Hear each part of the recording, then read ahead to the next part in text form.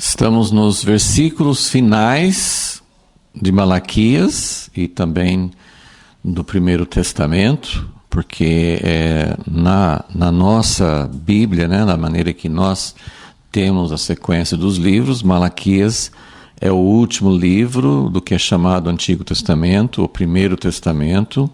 Na organização, na sequência dos livros para os judeus, na Bíblia judaica, eles não colocam Malaquias como o último livro é 2 Crônicas, mas na sequência histórica, na cronologia, Malaquias realmente é o último livro, cronologicamente foi a última coisa a ser escrita no cânon também podemos chamar de escrituras hebraicas, para diferenciar do Novo Testamento, que foi escrito em grego.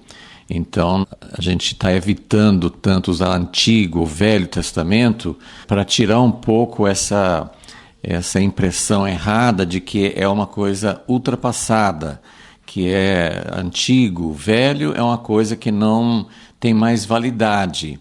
E tem um aspecto em que a nova aliança supera e deixa para trás algumas coisas nas primeiras alianças, mas as escrituras elas são permanentes, as escrituras hebraicas, o Primeiro Testamento faz parte do cânon, faz parte das escrituras e são muito importantes. E na sequência histórica, Malaquias é o último livro, o último texto a ser escrito nessa parte da Bíblia, nessa parte das Escrituras.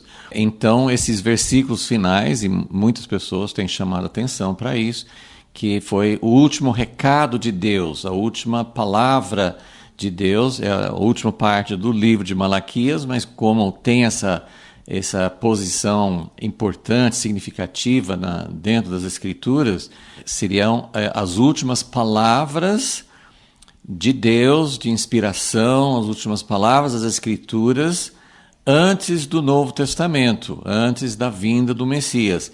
E isso é significativo também porque houve um grande período de 400 anos de silêncio, em que não houve nada, porque é a última palavra aqui, mas ainda ia demorar 4 séculos, é muito tempo, principalmente para nós, no nosso ritmo de vida de hoje, para nós pensar assim, 400 anos atrás, é muito tempo. Então, essas seriam as últimas palavras antes da vinda do Messias. Então, é como se Deus tivesse encerrado essa parte. A razão de ser dos 400 anos é outro assunto que nós vamos ver depois, mas é a última coisa que Deus falou, a última escritura inspirada que nós temos. Nós temos livros históricos que não são considerados parte do cânon, mas são livros muito importantes, são os Macabeus, os livros dos Macabeus, mas seriam, assim, dentro desse contexto dos 66 livros da Bíblia, essa seria a última palavra, as últimas palavras de Deus para o seu povo, para o homem, antes da palavra final, da grande palavra, que é a vinda do Messias. Então, vamos orar para que o Senhor nos ajude no estudo desses 3 versículos finais do livro de Malaquias. Senhor, nós sabemos que o Senhor sempre fala, o Senhor teve atuação durante esses 400 anos de silêncio, mas realmente não temos outros livros que foram colocados como parte das Escrituras dentro desse tempo. Então, esse recado final, todo o livro de Malaquias, mas especialmente essas palavras finais, são importantes para nós entendermos o que o Senhor quis deixar como a última advertência, o último conselho, a última palavra dessa parte das Escrituras. Ajuda-nos, ensina-nos para que elas tenham vida, para que elas sejam fortes, para que sejam uma palavra verdadeira para nós nos dias de hoje, nós pedimos em nome de Jesus. Amém. Antes de começar, então, nós temos esses 3 versículos finais 4, 5 e 6, né, do capítulo 4 de Malaquias, mas para dar uma conexão e também para complementar um pouquinho o nosso assunto da última aula, que era na sexta e última controvérsia, diálogo, disputa entre Deus e seu povo no livro de Malaquias, em que ele fala sobre o dia do Senhor, e nós vimos aí como será um dia de tristeza, num certo sentido, num grande sentido, o dia do Senhor, principalmente nos profetas, mas também no livro do Apocalipse, no Novo Testamento, fala do juízo final, fala do tempo de acerto de contas.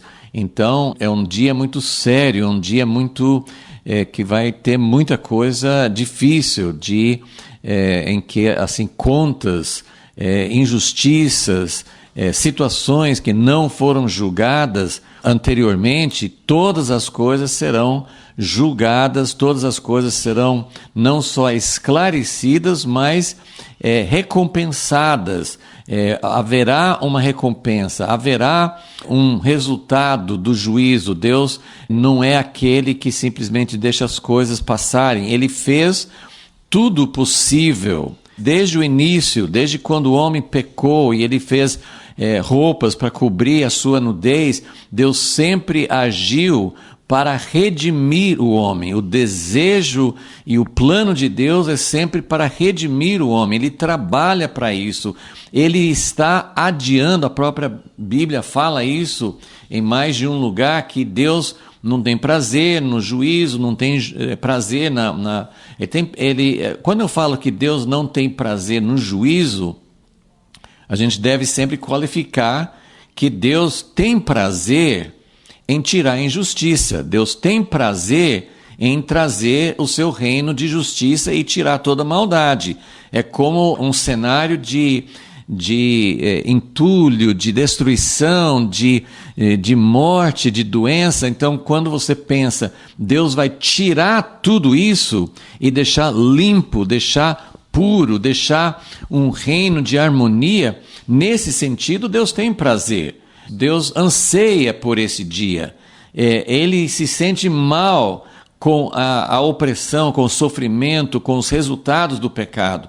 Ele se sente mal com isso, mas ele não tem prazer em exercer essa justiça punitiva, essa justiça que vai julgar definitivamente toda a injustiça na terra. Então ele não tem prazer na morte, ele não tem prazer em destruir. Ele tem prazer em poder trazer algo que vai ficar puro para sempre. Não é uma limpeza temporária, não é uma limpeza só para resolver uma coisa por um momento, mas é algo definitivo, algo completo. Não vai ficar nada, como o próprio Malaquias fala, não vai ficar raiz nem ramo. Então ele vai arrancar de vez aquilo que sempre brota de novo, né? Quando eu penso numa planta, numa planta daninha que sempre brota de novo, eu sempre penso na tiririca, porque é uma planta que vai criando uma rede de raízes embaixo da terra e vai formando assim uma conexão entre uma raiz e outra embaixo da terra. Então, quando alguém procura arrancar a tiririca, sempre fica uma parte da raiz, umas batatinhas e os fios das raízes, sempre fica. Então, arranca a planta, aparentemente até arranca a raiz, mas alguma coisa ficou. E esses resquícios, esses restos de maldade, que mesmo quando Deus já fez muita limpeza, ele mandou o dilúvio, ficou só uma família. Deus mandou fogo, enxofre sobre Sodoma e Gomorra. Então Deus tem agido em formas, né, o dilúvio foi muito grande, mas em formas também mais pontuais. Deus já julgou os cananeus na terra de Canaã. Enfim, Deus já fez vários juízos, mas não foram juízos definitivos. Então sempre brotava de novo, em outro lugar, de outra maneira. né, da própria descendência de Noé, e assim sempre tem acontecido. Dentro do povo de Deus, Deus vai separando um remanescente, vai julgando, mas no meio do remanescente brota de novo, e assim tem sido toda a história. Então, o dia do Senhor é um dia em que Deus vai fazer uma limpeza total, e como também já mencionei, essa limpeza total que vai ser iniciada na volta de Jesus, na vinda de Jesus, esse dia que muitas vezes nós imaginamos como um dia, e realmente vai ter um dia em que Jesus vai voltar. Não vai ser uma coisa imperceptível, não vai ser uma coisa escondida, não vai ser uma coisa que ninguém sabe se ele veio ou não veio. Vai ser um dia em que todo olho verá, vai ter um dia em que vai ter realmente um aparecimento e um estabelecimento de Jesus aqui na terra. Porém, essa limpeza, esse início do seu governo na terra vai durar 1000 anos. Então, o processo de renovação, o processo de purificação vai durar 1000 anos. No final dos 1000 anos, Satanás ainda é solto para ver quais são as pessoas que ainda têm essa semente, essa raiz que não foi arrancada. Então, só no final dos 1000 anos que todos os inimigos serão postos debaixo dos pés de Jesus e entregues ao Pai, e aí nós vamos ter o reino puro para sempre. Mas, voltando, né, o dia do Senhor é um dia de tristeza para os que estão contra Deus, mas também para o próprio Deus, porque Deus não tem prazer em trazer juízo e morte para os homens que Ele criou. Mas então eu quero fazer uma conexão entre essa, que é uma tristeza, mas é também um dia de alegria, porque, como fala em Malaquias 4:2, para vocês que temem o meu nome, nascerá o sol da justiça, trazendo cura, trazendo salvação, trazendo cura. Então, a vinda de Jesus será um dia de alegria, porque justamente é o dia em que nós veremos a justiça de Deus, em que veremos a cura, em que veremos o reino de Deus sendo estabelecido. Então, um dia de muita alegria. Mas para nós fazermos uma conexão entre essa sexta disputa que fala do dia do Senhor e os últimos 3 versículos, porque os últimos 3 versículos de Malaquias não fazem parte diretamente da sexta disputa, da sexta controvérsia. Termina no versículo 3, capítulo 4, versículo 3. Então, o dia do Senhor vem, vai ser um dia de grande fogo, de ardor, que vai arrancar realmente toda a maldade e que vai trazer alegria para aqueles que estavam esperando e amando a volta de Jesus e crendo na justiça e no caráter de Deus. Então eu quero ler, nós já lemos da outra vez o início de Isaías 2, mas eu queria ler porque em Malaquias 4, antes de ler Isaías 2, lembrando de Malaquias 4:1, ele fala: certamente aquele dia vem, arderá como fornalha todos os soberbos, e todos os que cometem impiedade serão como restolho. João Batista falou desse dia, falou que o Messias viria e separaria o trigo da palha. A palha é algo que queima com muita facilidade, muito rápido, não permanece. Então, é isso que João Batista também falou sobre a vinda do Messias, quando ele apontou para Jesus. Então, em Isaías 2, acho que talvez seja, tem muitos textos que falam que a grande ira, o grande juízo de Deus no dia do Senhor tem a ver com a maldade do homem, com a injustiça do homem, mas tem uma raiz, tem um elemento que é o elemento principal contra o qual Deus Deus vai julgar, o que Deus vai eliminar, e ele cita isso em Malaquias 4, que ele fala assim: contra todos os soberbos. Como nós sabemos, o pecado, a raiz do pecado, que começou com Lúcifer, que começou com essa semente do mal que Satanás implantou no primeiro casal e que vem contaminando o homem desde então, é a raiz da soberba, do orgulho, da altivez. Porque é isso que está por trás de toda maldade. Toda maldade nasce dessa semente maligna, desse mal que veio e que tem contaminado o homem. Se tem alguma coisa chamada pecado original, se tem alguma coisa que contamina todos desde o nascimento, é essa semente. E Isaías 2, que é o mesmo capítulo que mostra o reino de Deus, eu não vou ler novamente, mas os primeiros 5 versículos de Isaías 2, em que ele fala do reino que Jesus vem implantar e que não vai ter mais guerra, não vai ter mais discórdia, todos vão subir para conhecer mais a Deus. Então é uma descrição maravilhosa de como Jesus vai implantar seu reino. Então, lembrando mais uma vez que o reino do milênio será um processo de colocar todas as coisas debaixo dos pés de Jesus, mas como Satanás vai ficar preso imediatamente quando Jesus voltar, então ele vai reinar sem essa influência constante. Só no final do milênio é que ainda vai aparecer aqueles que, mesmo sem influência de Satanás, vão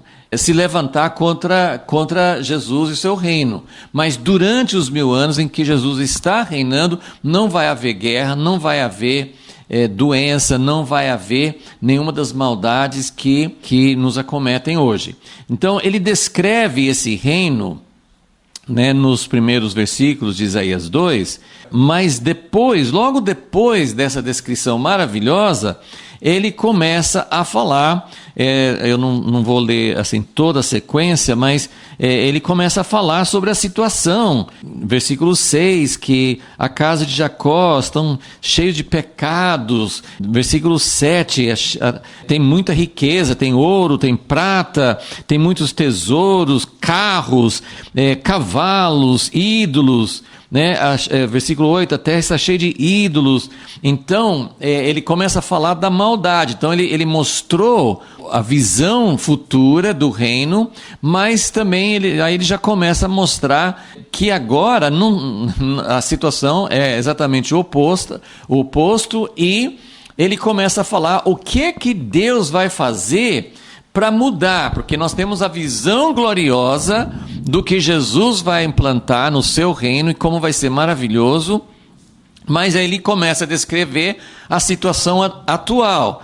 E o que vai acontecer para que essa maldade, essa situação dentro da nação de Israel, ele não está falando de outros povos que também estão cheios da mesma situação, mas ele está dizendo dentro do povo que fez aliança com Deus, que seria um instrumento de Deus para trazer o reino. Esse próprio povo que seria o instrumento está cheio de maldade, cheio de outros ídolos, cheio de riquezas, cheio de autoconfiança. Até o final de Isaías 2, e até continua no capítulo 3, ele vai falando sobre a condição do homem, a sua arrogância, a sua soberba. E não tem, que eu saiba assim, não tem nenhum outro texto nas Escrituras que descreve isso tão bem. Então acho que vale a pena a partir do versículo 9 agora, Isaías 2, versículo 9. Então ele está falando assim, como que Deus vai limpar uma humanidade a partir da igreja, a partir de Israel, a partir do povo dele, como que Deus vai resolver essa questão e julgar e trazer uma humanidade redimida para dentro do seu reino. Então vamos ler aqui, versículo 9. Pelo que o homem será abatido e a humanidade humilhada, não lhes perdoes, vai, entra nas rochas, esconde-te no pó, de diante da presença espantosa do Senhor e da glória da sua majestade. Porque como Deus não está sendo visto, né, nós não vemos Deus, nós não temos, assim, Jesus não está presente na terra, e não, assim, mesmo quando ele não veio como o rei poderoso com sua glória, ele veio na humildade. Então o homem, ele não tem essa consciência da grandeza de Deus, da dependência que ele tem de Deus, ele não tem essa visão. E assim o homem vai se exaltando, o homem vai se tornando muito altivo.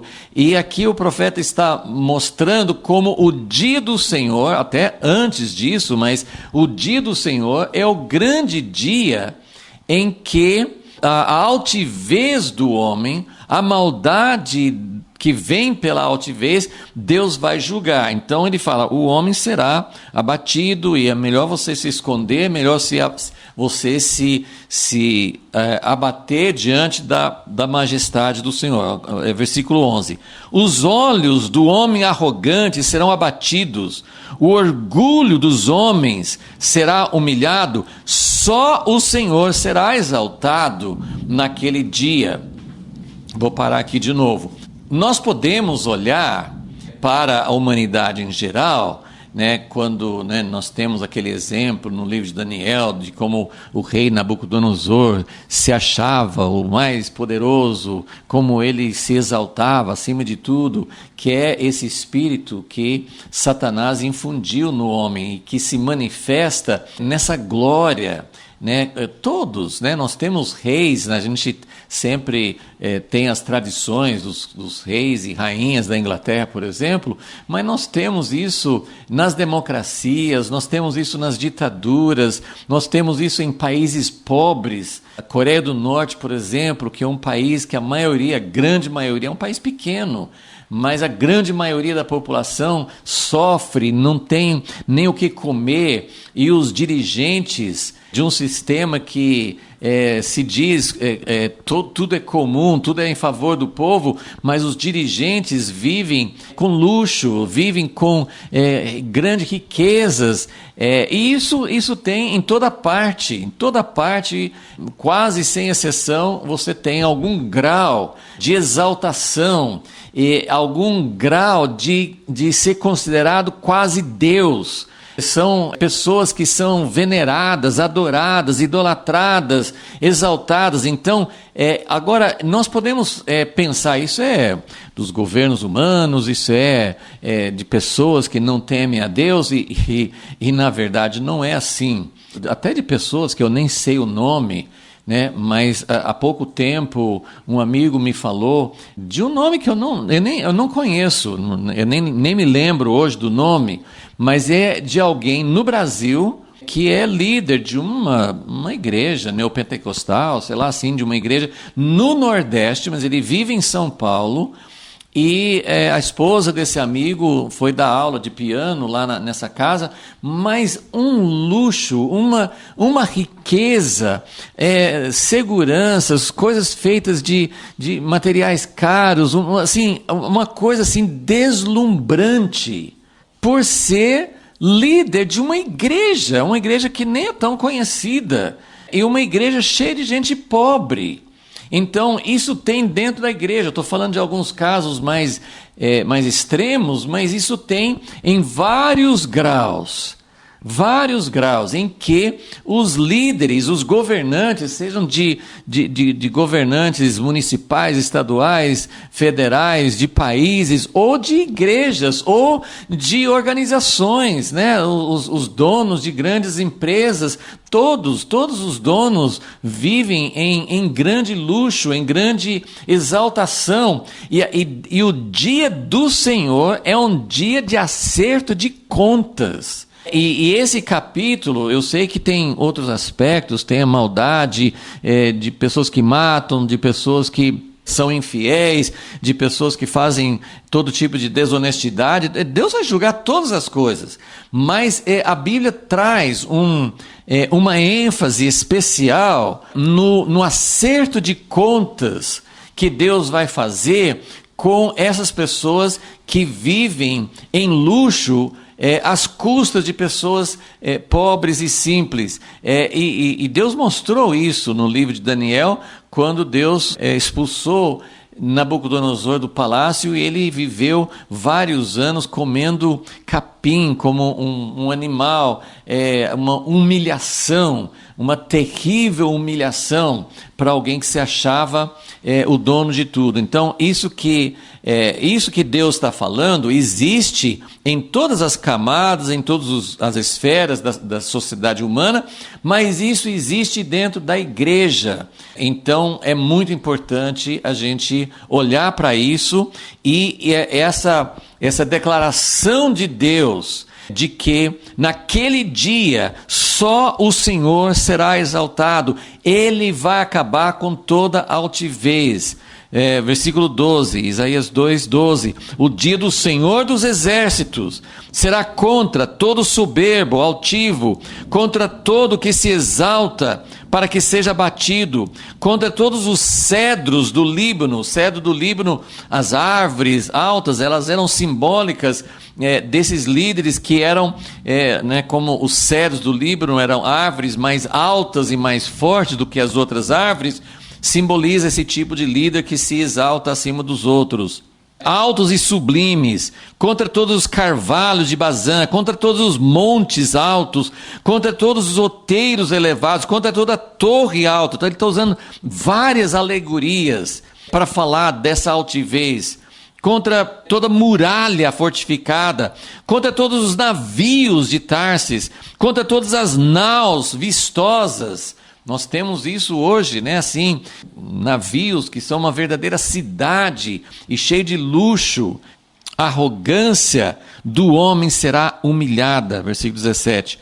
O orgulho dos homens será abatido, só o Senhor será exaltado naquele dia. Ele repete vez após vez. Todos os ídolos totalmente desaparecerão. Os homens se meterão nas cavernas das rochas, nas covas da terra, por causa da presença espantosa do Senhor, por causa do esplendor da sua majestade, quando ele se levantar para sacudir a terra. Naqueles dias, os homens lançarão as topeiras aos morcegos, seus ídolos de prata, seus ídolos de ouro, que fizeram para ante elas se prostrarem. Naquele tempo tinha os ídolos mesmo, mas hoje nós temos os ídolos do dinheiro, nós temos os ídolos do poder, os ídolos da luxúria e tudo mais. Então, tudo isso, o livro de Apocalipse descreve isso no capítulo 18 no livro do Apocalipse. Fala sobre como Babilônia caiu. Então, Babilônia representa exatamente onde Nabucodonosor era rei. Então, era ele era o ícone, ele simbolizava, ele encarnava essa atitude, Então eles se meterão pelas fendas das rochas, pelas cavernas das penhas, por causa da presença do Senhor, por causa do esplendor da sua majestade, quando ele se levantar para sacudir a terra. Parai de confiar no homem, cujo fôlego está no seu nariz, quer dizer, está dentro dele. Ele não tem autossuficiência.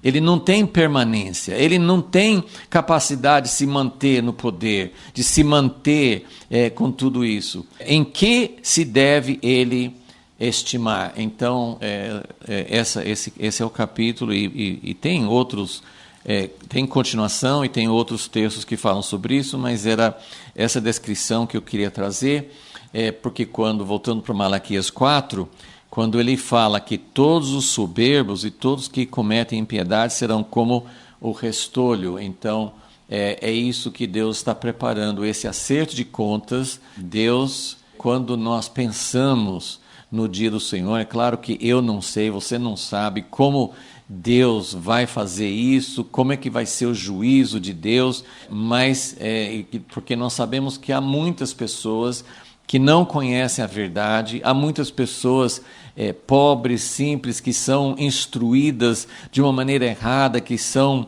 exploradas, que são simplesmente peões nas mãos desses poderosos. Então, como Deus vai julgar todas as pessoas, nós não sabemos. Mas uma coisa é certa, que essa altivez, esse orgulho, essa soberba, isso é muito claro nas profecias, nas escrituras, que são o alvo principal da ira de Deus. Ok.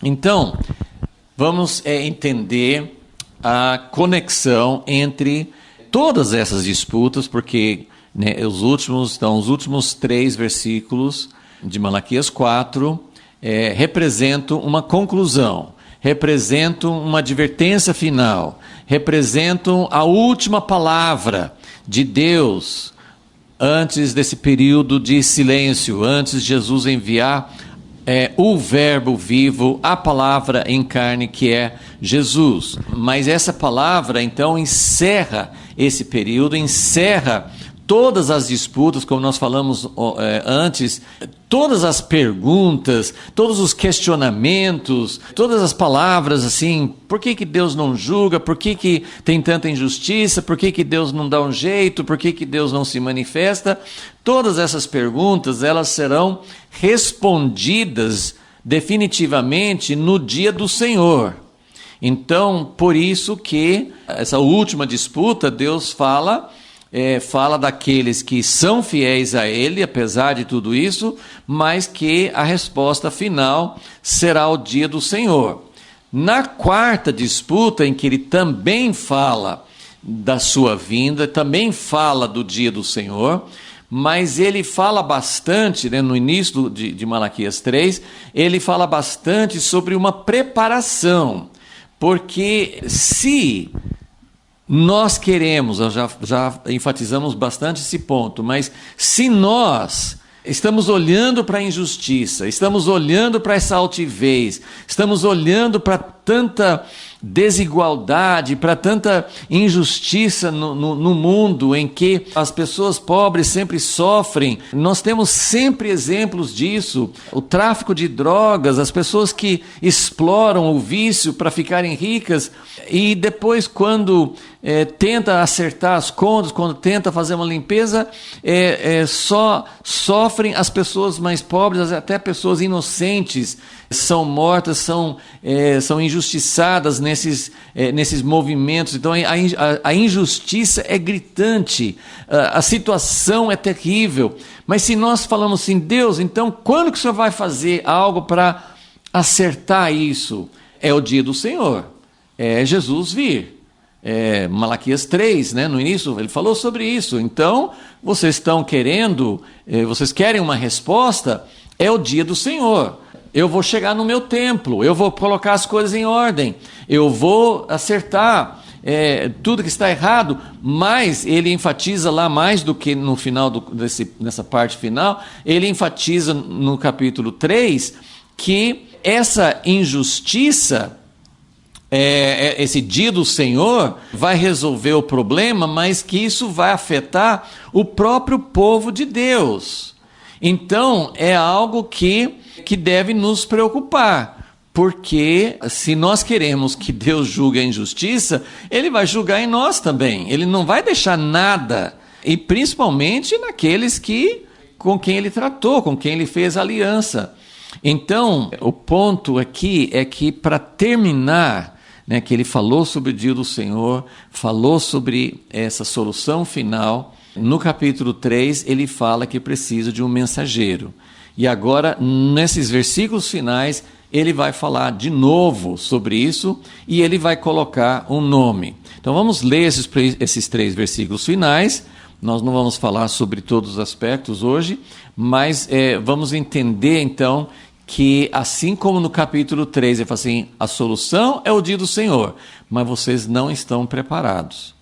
No capítulo 4, ele também falou, a solução é o dia do Senhor, mas vocês, agora ele vai falar, a advertência final, as últimas palavras, a consumação da história vai ser o dia do Senhor. A consumação do plano de redenção vai ser o dia do Senhor. Malaquias, especificamente, ele não profetizou sobre a primeira etapa da vinda do Messias. Ele falou assim, de repente vem o mensageiro, de repente vem o próprio anjo da aliança, que é Jesus, mas ele não fala sobre a primeira vinda em Malaquias, ele fala sobre o final, ele fala sobre a consumação. Esse último livro das Escrituras hebraicas fala a respeito do final, e é bem apropriado, porque é o último livro. Então, ele está falando, olha, esse aqui aponta para o fim. Mas o povo que voltou da Babilônia, eles não estavam preparados para essa consumação. E nós hoje também não estamos preparados. Então, quando ele fala sobre a consumação, e ele dá essa advertência, ele dá essa visão, olha, o dia do Senhor vai ser muito sério, vai acabar com altivez, vai acabar com injustiça, vai acabar com impureza. No capítulo 3 ele fala assim, eu vou preparar vocês para que vocês ofereçam ofertas aceitáveis, porque dentro do livro de Malaquias ele fala muito sobre as ofertas que não são aceitáveis. Então, as últimas palavras dele, nesse livro, nessa advertência profética e nesse testamento, as últimas palavras são, vocês precisam se preparar. A consumação vem. Eu vou acertar contas com todo mundo. Quem estiver preparado e quem não estiver. Mas Deus que é rico em misericórdia, Deus que é fiel, Deus que é leal, Deus que não quer destruir ninguém, Deus vai mandar uma preparação. Então, no capítulo 3, ele fala sobre preparação, e na sexta disputa ele não fala sobre preparação, mas aqui na conclusão, nesses últimos versículos, ele fala sobre a preparação. Veja como está aqui, esses 3 versículos bem resumidos. Versículo 4. Lembrai-vos da lei de Moisés, meu servo, a qual lhe mandei em Horebe para todo Israel, os estatutos e os juízos. Vede, eu vos enviarei o profeta Elias, antes que venha o dia grande e terrível do Senhor. Ele converterá o coração dos pais aos filhos e o coração dos filhos aos pais, para que eu não venha e fira a terra com maldição. Então, veja só, ele acabou de falar que vai chegar o dia do Senhor, que vai ser como fogo ardente, né, no início do capítulo 4, mas agora ele fala que precisa ter uma preparação. E ele, assim, a ideia é, como ele falou no início do capítulo 3, mas quem suportará? Nem o meu povo, nem os que estão em aliança comigo, nem naquele tempo Israel, mas hoje a igreja também, ninguém vai suportar, porque vocês também estão contaminados. Essa altivez, essa soberba, essa independência, esse questionamento de Deus, essas atitudes, essa idolatria, está tudo dentro da igreja também. Então ele fala assim, se não acontecer uma preparação, a consumação seria maldição. E é simbólico, muita gente comenta isso, que as últimas palavras do Primeiro Testamento, as últimas palavras no livro de Malaquias, a última palavra é maldição, para que eu não venha e fira a terra com maldição.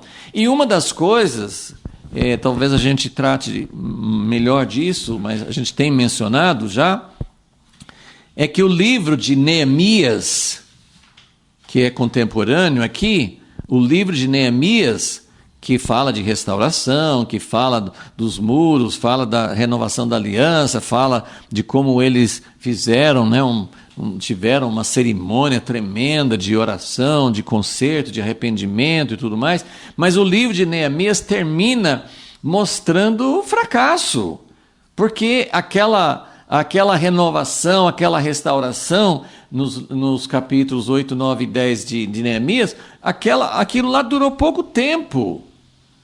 Então, Neemias se ausentou, depois voltou lá e tinha desmoronado tudo. Então, o livro de Neemias termina numa nota melancólica, numa nota triste, de pensar, puxa, depois que voltaram do exílio, depois de um processo longo de restauração do templo, restauração da cidade, restauração da aliança, toda a restauração que aconteceu em Esdras e Neemias, no final do livro de Neemias nós temos tudo dando errado. As pessoas voltando atrás, não cumprindo a aliança que renovaram com Deus, não sendo fiéis. E o livro de Malaquias também termina, Malaquias, que foi justamente nessa época do retorno de Neemias, do final de Neemias, Malaquias também, ele mostra essas controvérsias, ele mostra o povo discutindo com Deus, o povo não confiando em Deus, o povo fazendo as cerimônias do templo, o templo tinha sido restaurado, mas não estavam dando ofertas aceitáveis a Deus, não tinham coração para Deus, não estavam mantendo aliança com Deus. Então Deus fala a respeito do dia do Senhor, e Deus até, assim, o livro termina dizendo, olha, se não acontecer alguma coisa diferente, eu vou ter que voltar e ferir a terra com maldição.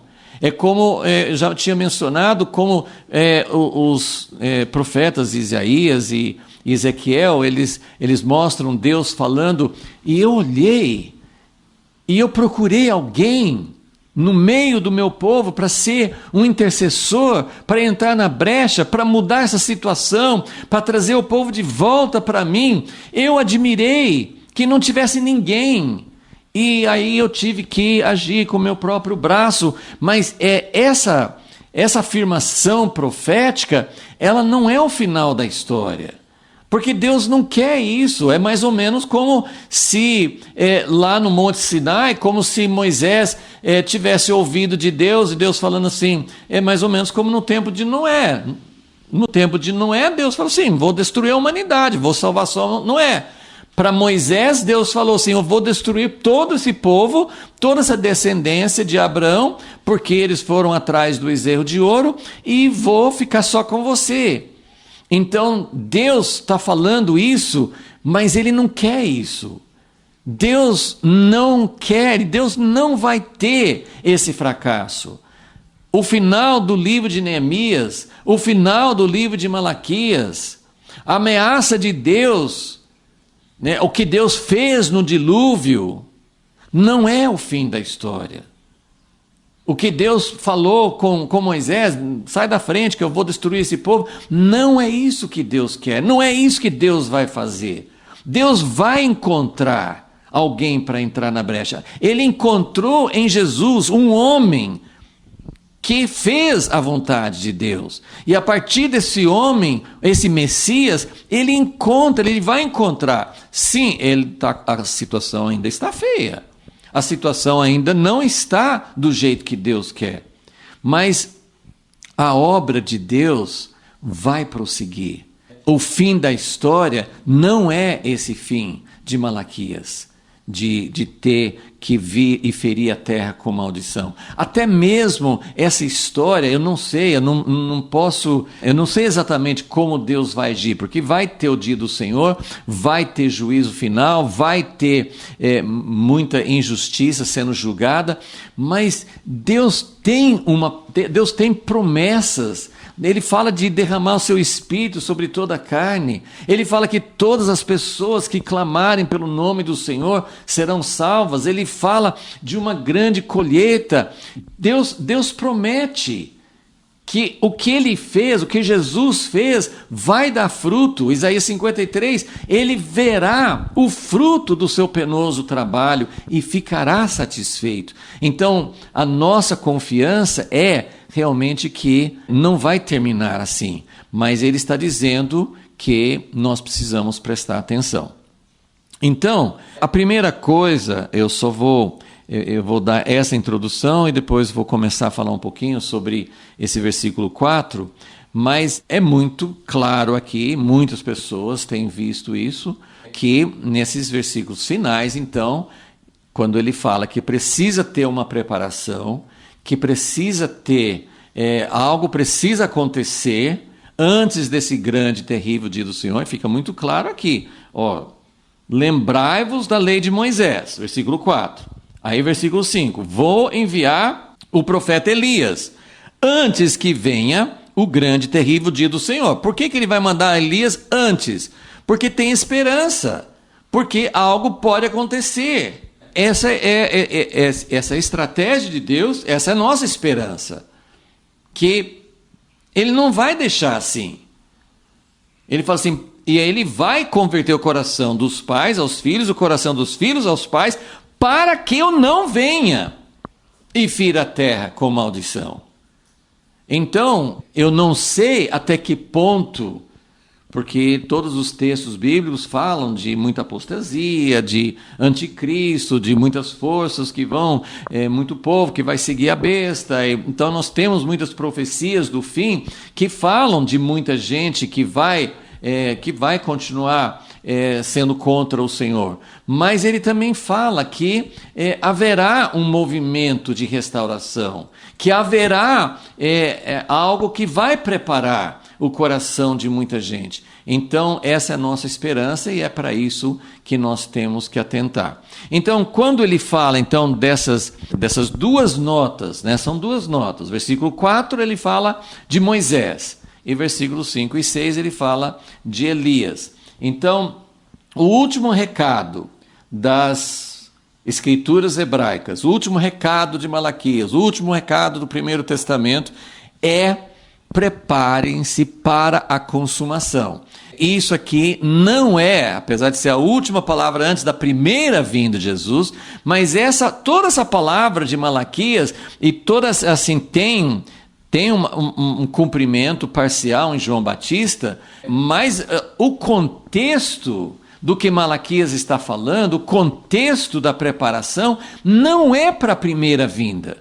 Todo o contexto, Malaquias 3, de repente eu virei ao meu templo. Não foi a primeira vinda de Jesus. Ele veio, ele entrou na casa e expulsou os cambistas, mas não foi na primeira vinda de Jesus que ele veio com essa missão de colocar o reino de Deus na terra e de julgar os que não são fiéis a ele. Então, toda essa palavra de Malaquias, toda essa preparação para o dia do Senhor é em relação ao dia final. Então, é um livro que não serviu principalmente para preparar, tinha essa preparação de João Batista, que foi importante, foi necessária, e que cumpriu uma parte da profecia, mas a grande ênfase da profecia de Malaquias é sobre a consumação, sobre o grande e terrível dia do Senhor.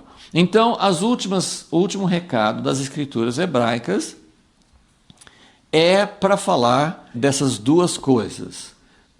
Primeiro, nunca se esqueça da aliança mosaica. E segundo, vem aí o profeta Elias. Então, a primeira coisa que eu quero apontar, que é muito evidente, a maioria das pessoas já deve ter notado isso, é que o final das Escrituras hebraicas resume as Escrituras hebraicas.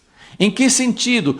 Todo o Primeiro Testamento, várias vezes no Novo Testamento, quando Paulo, quando eles se referiam às Escrituras hebraicas, eles resumiam, eles diziam, as Escrituras hebraicas, naquele tempo eram as únicas Escrituras que eles tinham. Mesmo na primeira igreja não tinha nada, nem os evangelhos escritos, não tinha nos primeiros anos, no tempo do livro de Atos, não tinha ainda. Então, as únicas escrituras que eles tinham eram as escrituras hebraicas, o Primeiro Testamento. Essa era a Bíblia deles. Era a Bíblia que Jesus tinha, era a Bíblia que Paulo tinha, era a Bíblia que Pedro e João tinham. Então, essa Bíblia, ela era sintetizada, ela era chamada de lei e profetas. Olha aqui, lei e profetas. Então, nós temos no final do Primeiro Testamento um lembrete, dizendo, olha, a coisa mais importante para se preparar para estar pronto para a consumação, é manter vivo, é continuar olhando para as escrituras que vocês têm. Nunca se esqueçam da aliança. Ele fala assim, lembrai-vos da lei de Moisés. A palavra lei, Torá, é instrução. E a instrução é toda a aliança, né? A Torá compreende os primeiros 5 livros da Bíblia. Então, lembrem-se do começo. Deus, ele não vai reiniciar, ele não vai apagar tudo isso aqui e deixar para lá. Ele vai construir em cima. A nova aliança é uma continuação. A nova aliança é trazer vida e continuidade para aquilo que foi feito no início. Por isso que eu estou procurando mudar minha linguagem e não chamar mais de Velho Testamento. Não é nenhum pecado, né? É a maneira que nós conhecemos, Velho ou Antigo Testamento, mas assim, é uma maneira da gente mudar nosso conceito, de entender que essa palavra de Malaquias que fala da consumação do dia do Senhor. Então isso aqui não é uma coisa que isso aqui serviu para preparar o povo daquela época para a primeira vinda. Não, esse livro de Malaquias é para nós. É nós que estamos diante do grande e terrível dia do Senhor. Então esse lembrete final é para nós. E a palavra que ele deu para nós, a palavra que ele está dizendo, olha, tem algo que vocês precisam se lembrar, é algo que vocês precisam ter em mente para antes da grande consumação. Vocês precisam manter, e isso aqui a gente vai ter que continuar falando a respeito disso, mas nunca se esqueça da aliança mosaica, nunca se esqueça de Moisés. E depois, depois ele fala, vem aí o profeta Elias. Em relação a Moisés, ele fala, não se esqueça, lembrem-se. Ele não fala que Moisés vai voltar, mas ele fala assim, Moisés está aí, são as escrituras. E vocês precisam lembrar das escrituras. Mas Elias representa um movimento vivo. Elias foi o primeiro de uma linhagem de profetas, de pessoas que vinham continuamente ao longo da história. As escrituras se encerraram, ninguém pode acrescentar mais nada às escrituras. Isso fala no Novo e fala no Velho, no Primeiro Testamento. Todas as escrituras falam assim, não pode acrescentar nada. Isso aqui não é uma coisa que qualquer pessoa vem, como fazem na Constituição dos países, fazem um anexo, fazem um novo artigo, acrescentam alguma coisa. Não, as escrituras, você não acrescenta nada. Mas os profetas, eles são contínuos. E nós vamos falar sobre isso em outro estudo, mas são as duas coisas que devem ser lembradas, mantidas, que devem continuar para sempre. Então, primeiro eu só quero mostrar como na nova aliança eles continuavam eles se referiam às escrituras hebraicas como a lei e os profetas. Então, tem vários lugares, mas eu vou ler aqui em Mateus 5, no Sermão do Monte. Mateus 5, isso reforça para nós esse princípio de que o que Malaquias está falando não é só uma coisa antes da vinda de Jesus. Jesus continuou falando. Então, Mateus 5, versículo 17. Não penseis que vim destruir a lei ou os profetas. O que ele estava falando? As escrituras. Era assim que eles resumiam todas as escrituras hebraicas, as escrituras do Primeiro Testamento. Não penseis que vim destruir a lei ou os profetas. Não vim para destruí-los, mas para cumprir cumpri-los.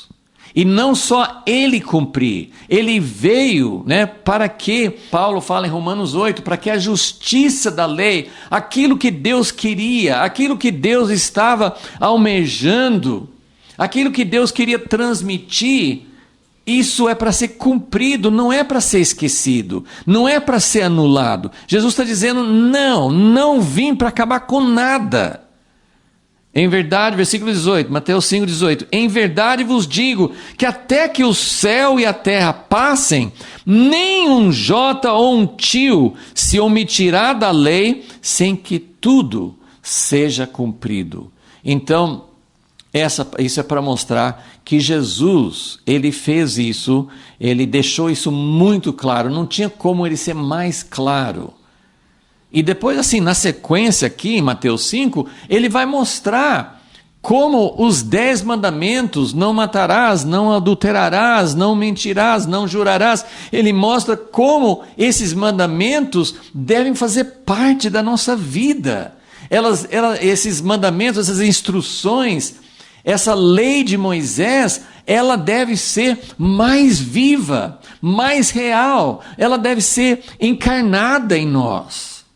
Então ele fala, versículo 19, qualquer que violar um destes mais pequenos mandamentos, e assim ensinar aos homens, será chamado menor no reino dos céus. Aquele, porém, que os cumprir e ensinar, será chamado grande no reino dos céus. Pois vos digo que se a vossa justiça não exceder a dos escribas e fariseus, de modo nenhum entrareis no reino dos céus. Bom, várias vezes Jesus fala sobre a lei e os profetas. Eu vou ler do apóstolo Paulo, em Atos 24, só essas duas passagens, tem várias outras em que usa esse termo, quando, por exemplo, em Lucas 24, quando Jesus apareceu para os dois no caminho de Emaús, ele foi mostrando para eles, na lei e nos profetas, tudo que estava escrito a respeito dele. Então isso mostra que a lei e os profetas, eles não são velhos, eles não são antigos, eles não são ultrapassados, mas eles são vivos para nós. Então em Atos 24, versículo 14, Paulo está fazendo a defesa, ele foi preso, acusado de ser alguém que incitava contra a lei, e ele fala assim, Atos 24, 14, mas confesso-te isto, que conforme o caminho a que chamam seita, assim sirvo ao Deus de nossos pais, crendo tudo o que está escrito na lei e nos profetas. Então, eu só vou usar esses dois textos para a gente olhar como é importante entender que não são coisas ultrapassadas. Na nova aliança foram citadas como a base. Tudo que nós temos na nova aliança foi edificado em cima do Primeiro Testamento, em cima das alianças, em cima do que Deus fez com Abraão, com Moisés, com Samuel, com Davi, com os profetas. Então, tudo que Deus fez, está fazendo hoje, é baseado no que ele iniciou. Agora, só rapidamente, talvez não explore suficiente ainda hoje, mas eu queria falar sobre essa palavra lembrem-se, lembrai-vos, lembrem-se da lei de Moisés, que ele fala no versículo 4. Lembrai-vos da lei de Moisés, a qual lhe mandei em Horebe para todo Israel, os estatutos e os juízos. Isso é muito enfatizado nas próprias palavras de Moisés e nos profetas, em todas as escrituras. Deus sempre mostra que Ele quer que a gente se lembre. Essa palavra lembrar, Deus fazia questão de deixar os acontecimentos históricos, de deixar marcas, de deixar monumentos, de deixar escritos. E eu só vou ler em Deuteronômio, Primeiro em Deuteronômio 4, e eu queria, queria apontar que quando Deus fala, lembrai-vos da lei de Moisés, para nós, a gente sempre tem, claro que a gente precisa colocar isso no contexto da nova aliança. Existem coisas da aliança mosaica, o sacrifício de animais, por exemplo, existem coisas que foram, de fato, superadas pela vinda do Messias, pelo sacrifício do Messias, pela nova aliança. O sangue de Jesus é muito mais eficaz do que o sangue de animais. Então, o livro de Hebreus mostra isso, como a nova aliança é superior, não no sentido de desfazer, como Jesus falou assim, ele não veio para desfazer, mas ao mesmo tempo ele não removeu. E só, enquanto estou lembrando, em Romanos 9, Paulo fala a respeito do povo dele, do povo judeu, do povo de Israel, e ele fala assim, a eles pertencem as alianças, a eles pertencem o serviço no templo, os patriarcas. Ele fala de várias coisas assim que não são descartadas, que não são anuladas pela nova aliança, fazem parte, Paulo mostra tanto que nós também somos filhos de Abraão, então tem continuidade. Mas eu queria, assim, quando a gente lê, lembrai-vos da lei de Moisés, a gente fala assim, isso não é para nós, porque nós não estamos debaixo da lei, e Deus nos deu agora a graça em Jesus, e às vezes até parece que a gente nem tem obrigação, e Deus nem espera nada de nós em termos de uma vida transformada, em termos de ter uma vida de acordo com o que Ele pediu. Isso não é verdade. E a gente não pode sentir que porque falou de lei não tem a ver conosco, porque, mais uma vez, lei significa instrução, e a lei, ela era a instrução, a lei de Deus, era muito ligada a Deus. Praticamente todas as vezes que Deus fala a respeito da lei, das instruções, Ele fala a respeito do grande ato de misericórdia, quando Ele libertou o povo da opressão, da escravidão no Egito.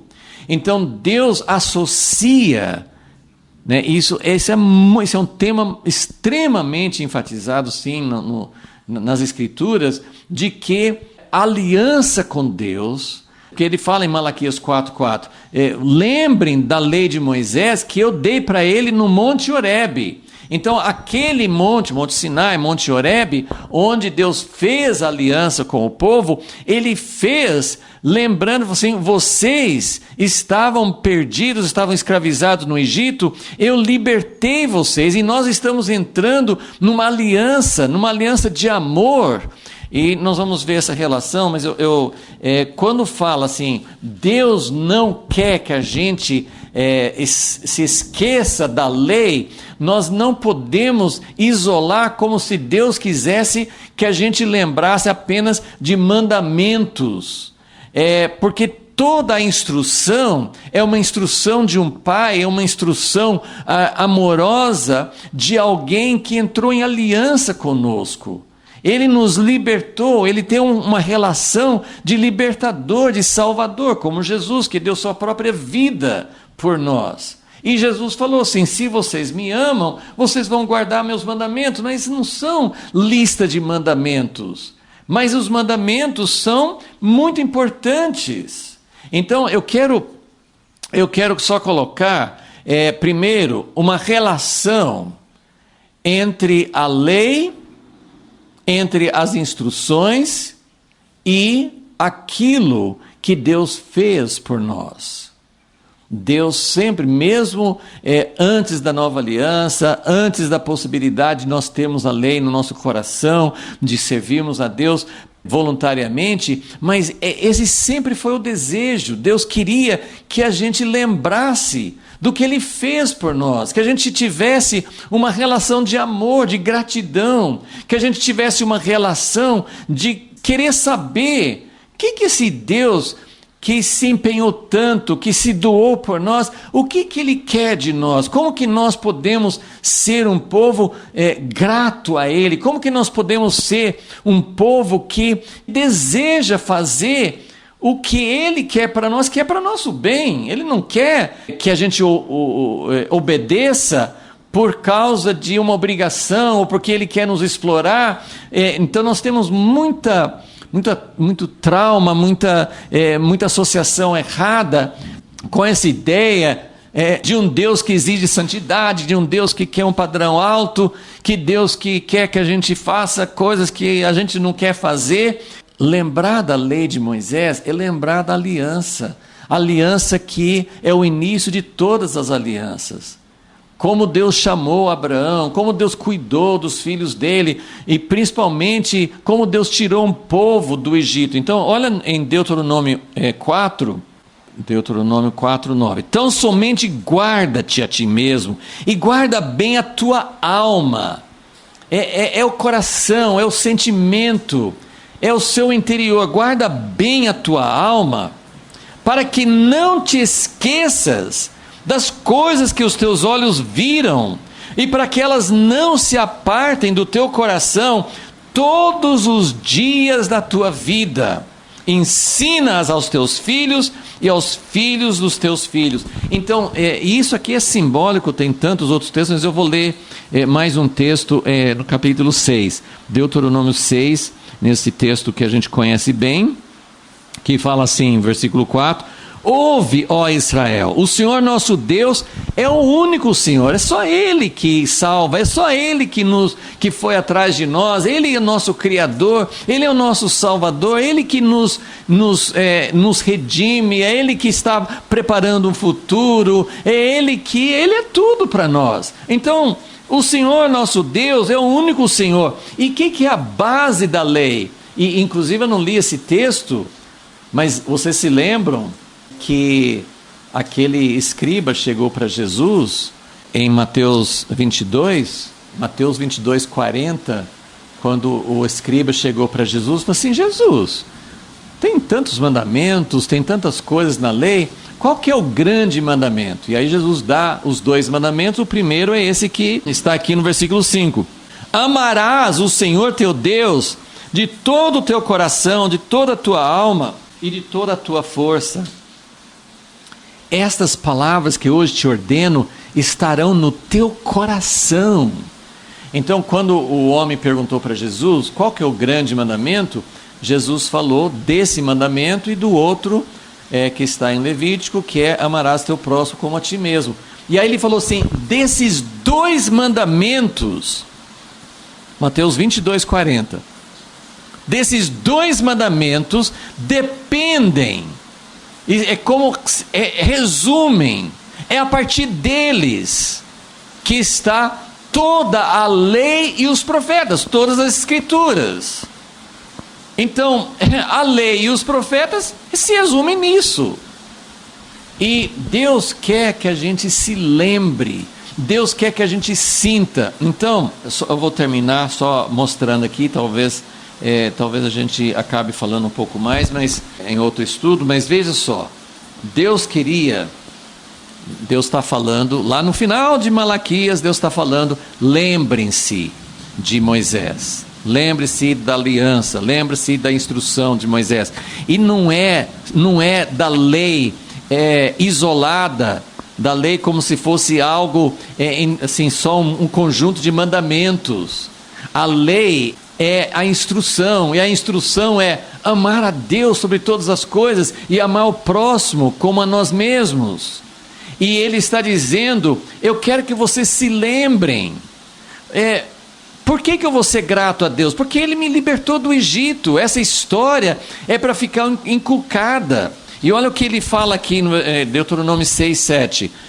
Tu as inculcarás, todas essas palavras, inculcarás a teus filhos, delas falarás assentado em tua casa, andando pelo caminho, deitando-te e levantando-te, também as atarás na tua mão. Eles tinham que colocar lembretes, te serão por faixa entre os teus olhos, escreverás nos umbrais da casa, nas portas, Então, ele sempre fala, para não, versículo 12, guarda-te, que não te esqueças. E na verdade, quando ele fala não te esqueças, não é da lei em si, não te esqueças do Senhor, é isso que está escrito em Deuteronômio 6,12, guarda-te que não te esqueças do Senhor, que te tirou da terra do Egito, da casa da servidão. Então, o que é lembrar? E como nós podemos nos lembrar? E como nós devemos nos preparar? Lembra que ele está falando assim, olha, antes do grande e terrível dia do Senhor, vocês precisam estar preparados. E a primeira coisa vocês precisam manter viva a aliança, vocês precisam manter viva a lembrança, tornar aquilo vivo no seu coração. Então, olha aqui, eu coloquei algumas coisas aqui para entendermos como que é para lembrar. Como que a gente deve lembrar? O que era para eles fazerem? Primeiro, eles tinham que fazer leitura. Inclusive, no livro de Neemias mostra que eles fizeram leitura da lei durante várias horas. A leitura é importante. Nós precisamos ler. Como é que você vai lembrar das coisas se você não lê, se você não tem aquilo já inculcado na sua memória? Então, leitura individual, como família, como igreja, como povo, né? A leitura é o ponto mais importante. Como é que nós vamos nos lembrar da lei de Moisés? Leitura periódica, leitura contínua, meditação. Salmo 1 fala assim, bem-aventurado aquele que tem seu prazer na lei do Senhor e medita nela de dia e de noite. Então, a leitura e a meditação. Eu vou falar sobre isso depois, mas eu vou mencionar aqui que tudo isso que eu estou falando pode se tornar algo morto. Eu já estive até assim, isso acontece em cultos cristãos, em missas católicas, em serviços de judeus.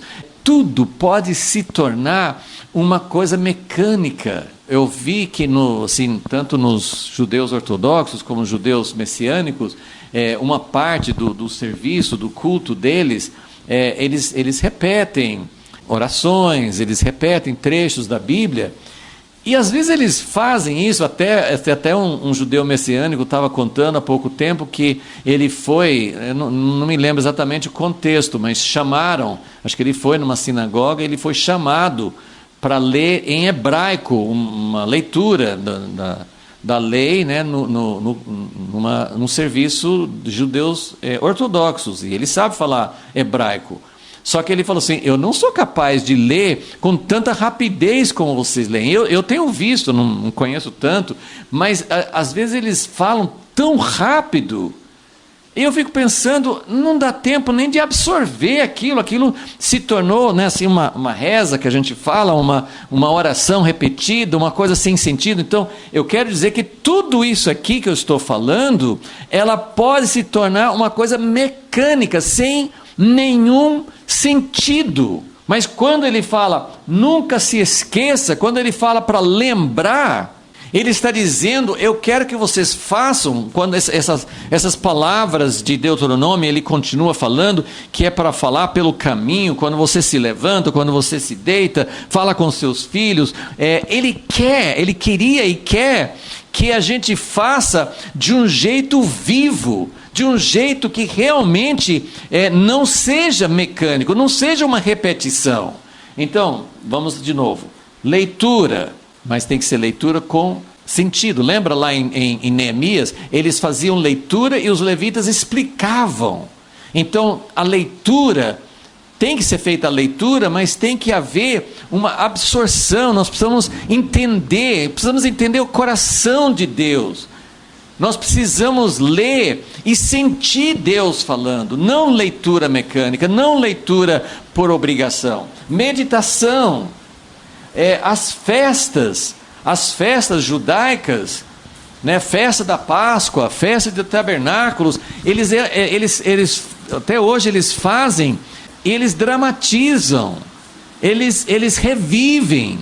Então, essas festas foram designadas para lembrar, para que aquilo fosse vivo para eles. E faziam esses lembretes nas mãos, nas roupas, na testa, nas portas das casas, para fazer lembretes, como a gente coloca ímãs na geladeira, assim, é para colocar, é para ter lembretes. Mas tudo tem que ser vivo, tudo tem que ser real, tem que ser feita no contexto de família, para que fosse passado para filhos, para as outras gerações. E eu só vou terminar lembrando que Jesus também mandou a gente lembrar. Ele instituiu a ceia e falou assim: vocês vão comemorar essa ceia e vocês vão se lembrar de mim. Porque Deus não está visível para nós hoje.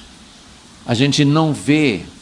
Jesus veio, mostrou quem é o Pai, mostrou o amor, mostrou a palavra, mas Ele também foi embora. Então nós temos as Escrituras para nos fazerem lembrar.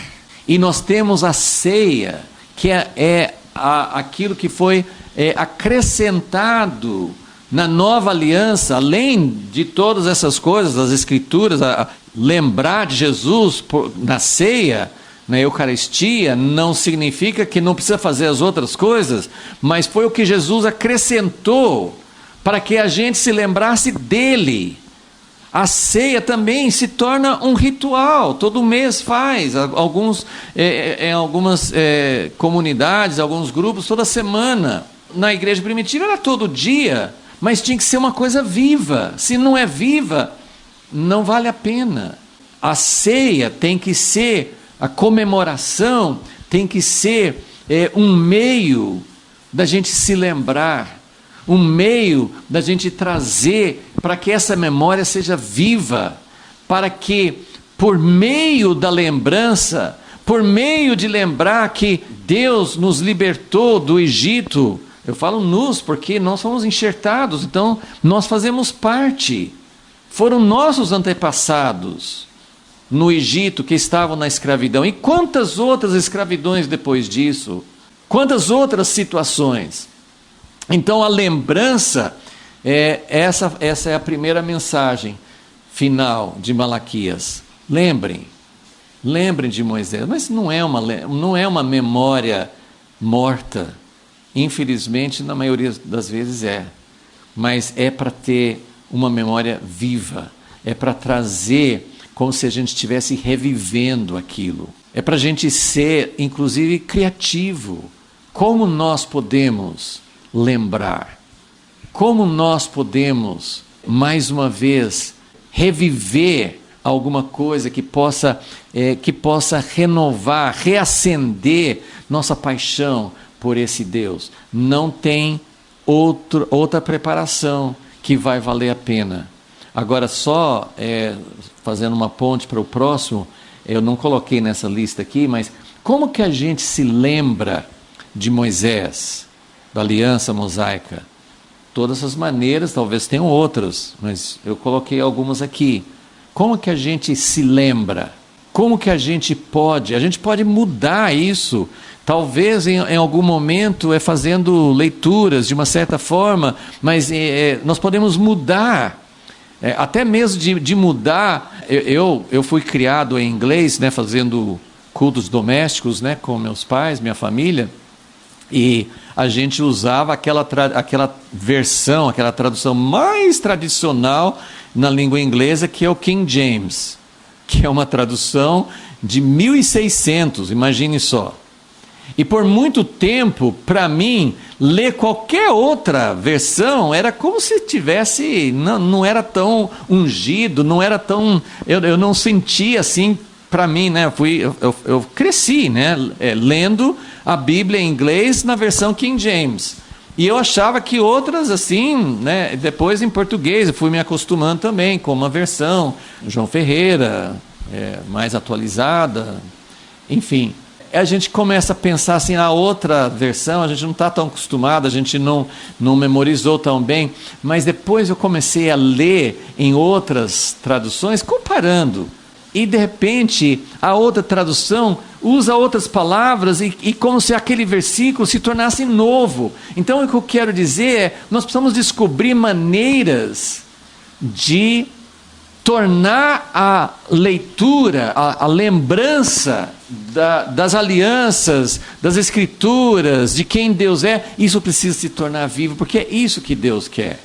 Ele não quer um culto, uma tradição, Ele quer que você se lembre, Ele quer que você tenha memória, Ele quer que você passe isso de uma forma viva para as próximas gerações. Jesus quer que a gente tome a ceia lembrando dele. Então que essa lembrança seja o nosso primeiro passo na preparação para a vinda de Jesus. Mas o que eu ia dizer que tem um outro jeito que Deus arrumou da gente se lembrar, e é usando os profetas. Isso vamos falar na próxima vez. Senhor, nós pedimos que realmente essa lembrança que o Senhor deseja, essa lembrança viva, essa lembrança que possa nos fazer não só saber que o Senhor pediu, que o Senhor ordenou certas coisas, que o Senhor deseja as tuas instruções, mas queremos acima de tudo lembrar de como o Senhor é,